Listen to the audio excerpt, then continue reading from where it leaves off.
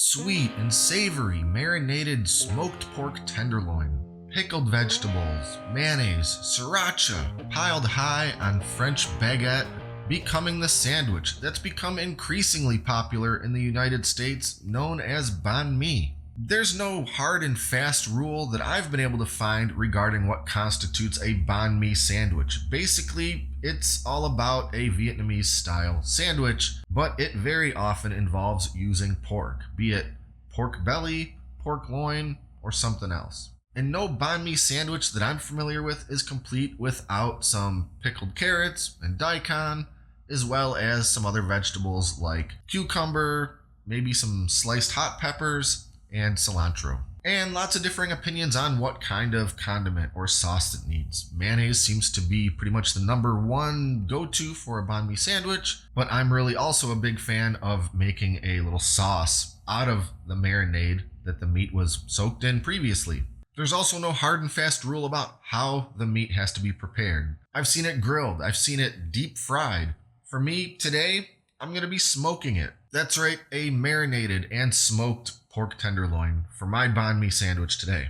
But I guess I don't need to tell you the whole life story about this sandwich since I'm about to show you how I made all of it anyway. So how about we cut the intro short and jump right in and start making this thing.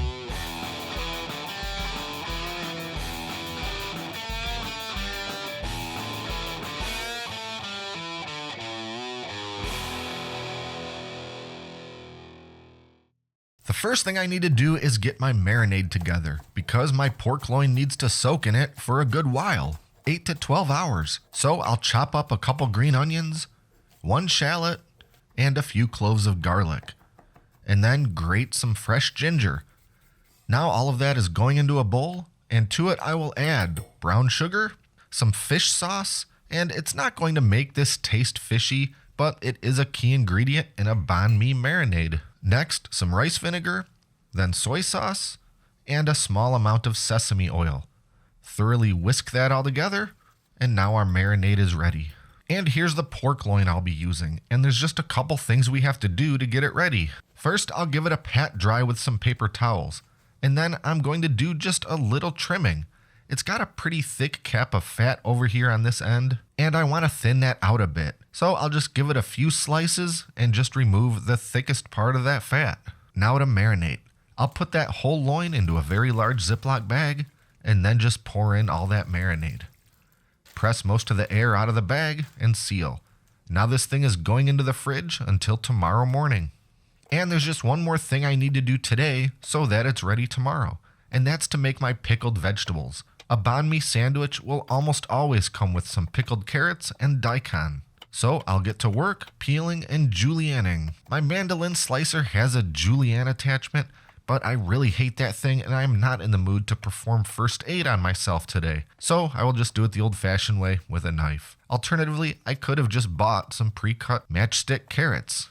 As for the daikon, there isn't really an option that I've ever seen for buying them pre-julienned, but they're a lot softer than carrots and altogether easier to julienne with a knife. And if you're not sure what the heck a daikon is, it's just a type of mild radish that's common in certain Asian foods. I did have to go to a produce market to find one around these parts, but your regular grocery store may carry them, depending on where you live. Anyway, once I've sliced up 2 medium carrots and 1 daikon, it's time for the salting step. With all the carrots and daikon in a bowl, I'll sprinkle over about 3 teaspoons of kosher salt and then mix it all together very well. And then I'll just let it sit here for about 20 minutes while that salt begins pulling moisture out of the vegetables. This step is more about preparing the veg for the pickling step than it is about seasoning, though it does provide that too. After 20 or so minutes, I'm going to thoroughly rinse off the vegetables by swishing them around in cold water. I'll empty and refill this bowl a couple times with new water to make sure I've rinsed off as much salt as possible. Plenty of salt will stay absorbed into them even after this rinsing step. Now I'm going to gently squeeze out the carrots and daikon and transfer it to a colander. I'll let it sit here and continue to drip for about another 20 minutes. In the meantime, I'll make my pickling brine. Into a bowl goes a half cup of white sugar, a half cup of white vinegar, and 1 cup of warm water. Mix that all together until the sugar is fully dissolved and the brine is ready. No need for salt since there is still plenty soaked into those vegetables. Now to just load up a quart jar, or any container really, with the carrots and daikon. I'm not sure why I got 2 jars out. I only needed one of them to fit all my veg. Then I'll pour all that brine over top, and it's just the perfect amount to fill up that quart jar. Now I'll just put on a lid and stick this jar into the fridge until I'm ready for them tomorrow. And you can certainly let it pickle for longer, but I wouldn't really go shorter than about 12 hours. Okay, it's the following day and it's time to fire up the smoker and start cooking some pork. So I'll load up my Oklahoma Joe offset combo smoker with some lump charcoal and a couple small wood splits and let this thing start coming up to temperature. Just a couple more things to do with this pork before it goes on the smoker. First, I'm going to gently wipe off any of the bigger hunks of vegetables from that marinade. I don't want to risk burning them on the smoker. And because this is a smoked meat video, I feel like I need to add at least a little seasoning. So I'll dust the whole thing with some of my regular barbecue rub that I use for a lot of pork. I'm not trying to make a thick bark, but a little seasoning still seems like a good idea.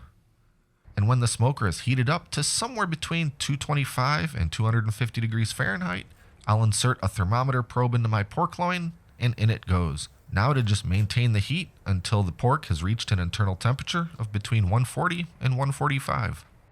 In the meantime, there's a couple things left to do. First, we need a sauce. Remember that marinade? I'm going to make a quick sauce from the marinade left behind in that big Ziploc, but it did have raw pork soaking in it, so we definitely need to cook it for a while. After simmering for just a little bit, I skimmed off the excess fat that floated to the top, and now I'm just going to blitz it with my immersion blender, just to liquefy those remaining bits of shallot, garlic, and green onion.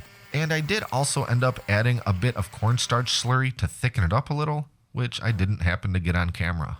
Lastly, we need to cut up a couple more vegetables. First, cucumber. I'll very thinly slice up some of this English cucumber, which is a very common component of a banh mi sandwich. And next, a jalapeno. It's probably more common to see hot red peppers on banh mi, maybe something like a Fresno chili, but pepper options are sort of limited here, so jalapeno it is. And last up, some fresh cilantro. All it needs is a super rough chop, and if you don't like cilantro, just leave it out. After a couple hours, our pork loin has reached 143 degrees and is looking beautiful. So I'll pull it out of the smoker and let it rest for a solid 15 to 20 minutes. Finally, it's time to slice into this thing and see how we did. And I'd say that looks absolutely wonderful. Juicy, delicious, impossibly tender. I can't wait to build this sandwich. Now, a common bread to use for a banh mi sandwich is French baguette.